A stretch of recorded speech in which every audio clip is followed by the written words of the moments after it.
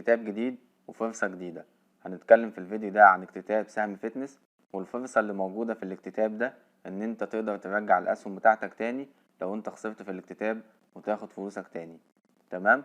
في الفيديو ده هكلمك عن شوية معلومات عن سهم فتنس، وكمان هقولك ازاي تشترك في الاكتتاب وازاي ترجع الاسهم بتاعتك لو انت معرفتش تبيعها بمكسب وحابب ترجع فلوسك تاني.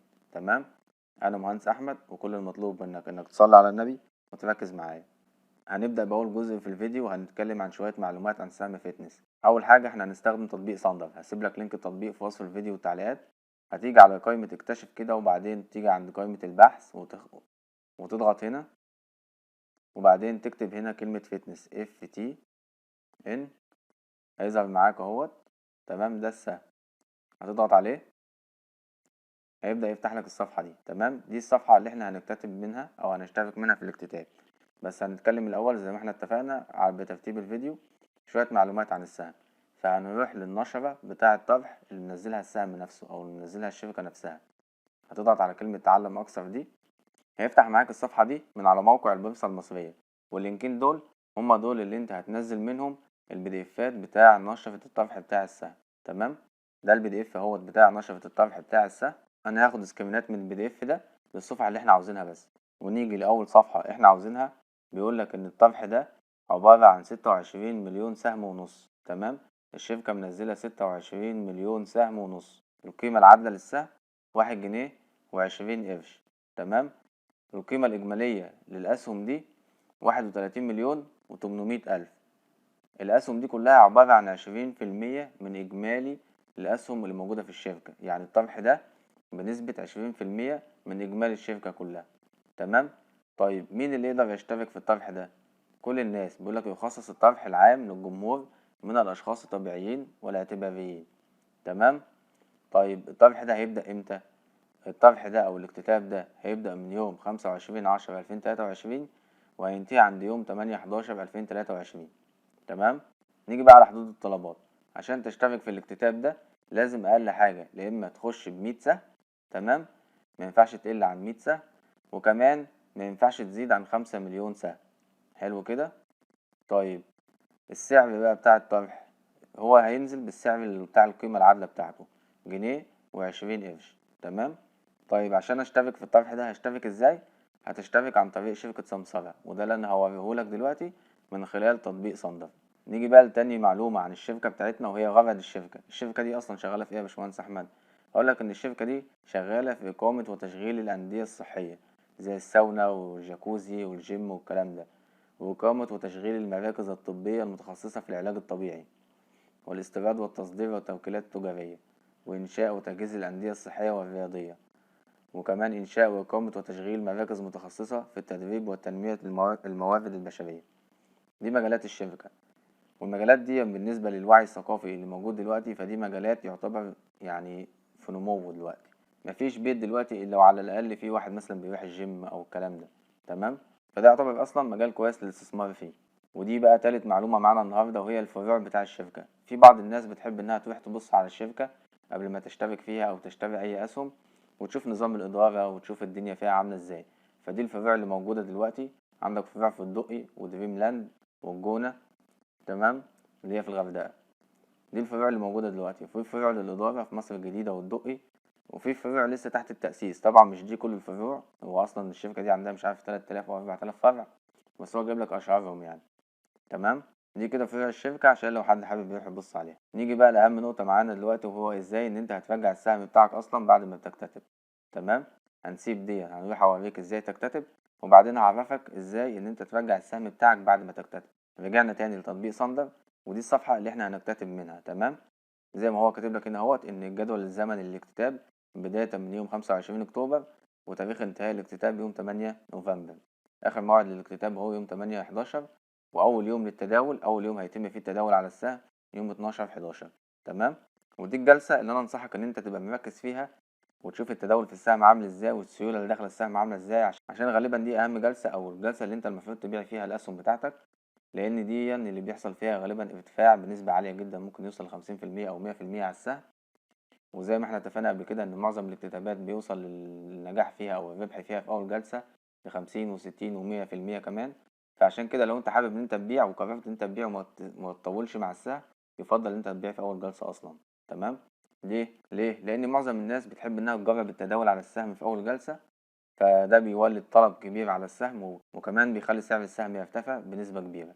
فانت لازم تبقى مركز جدا يوم 12/11 عشان لو انت هتبيع السهم بتاعك في الجلسة دي. تمام كده. وهنا هتلاقي شوية معلومات عن الشركة برضه. ودلوقتي هتضغط على كلمة شراء عشان لو انت حابب تكتتب او تشترك في الاكتتاب. هو بيقولك ان انت ما ينفعش ان انت تشتري باقل من 100 سهم.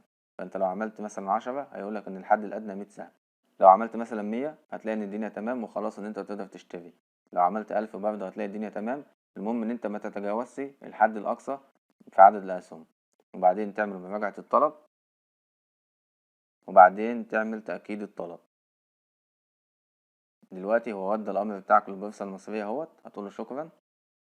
ولو انت بقى مثلا غيرت رأيك قبل يوم 8/11 وحبيت ان انت تلغي الامر بتاعك، هتضغط على كلمة السلة دي وبعدين تضغط على نعم للإلغاء. تمام. هيلغي معاك الامر بتاعك ومش هتشترك في الاكتتاب ده. دلوقتي انا عرفتك ازاي ان انت تشترك في الاكتتاب وازاي كمان تلغي الامر بتاعك لو انت قبل يوم جلسة 8/11 لو انت حبيت ان انت ترجع في كلامك. تمام.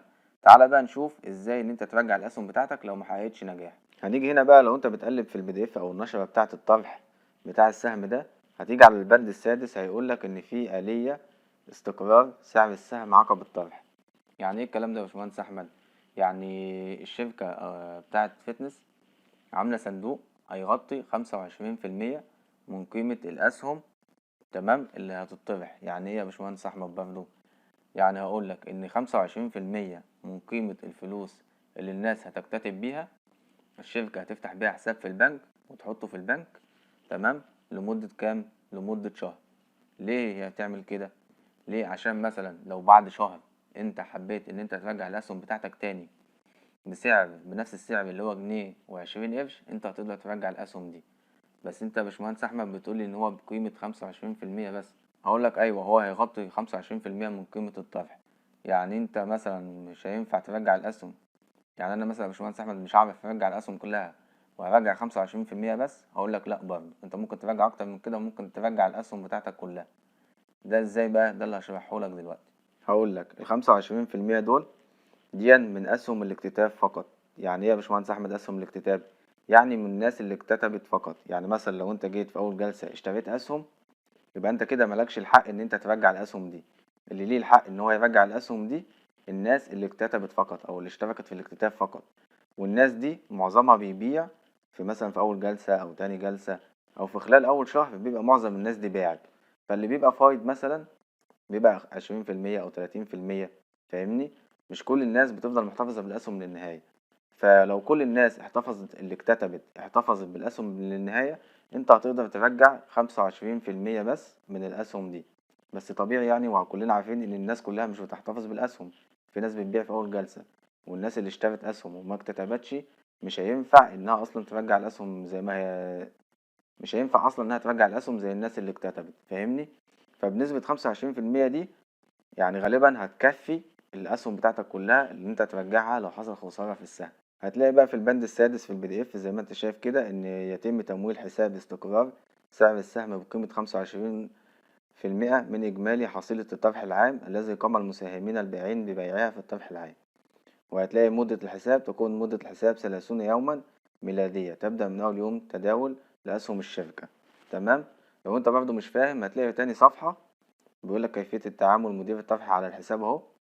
يلتزم مدير الطرح المشار إليه خلال مدة حساب استقرار سعر السهم بإيداع أمر شراء مفتوح بسعر الطرح العام لمدة 30 يوما ميلادية يبدأ من تاريخ بداية التداول على أسهم الشركة بالبورصة المصرية.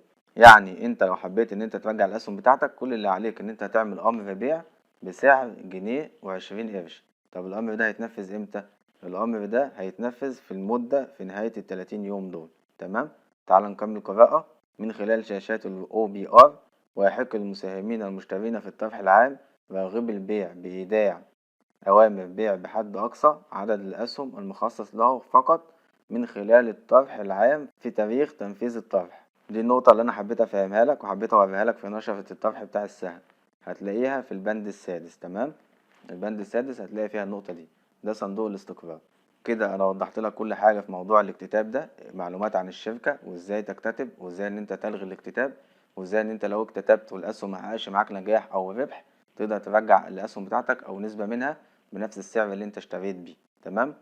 دي كده كل المعلومات عن الاكتتاب. لو انت حبيت ان انت تشترك في الاكتتاب اظن كده كل المعلومات متوفرة معاك.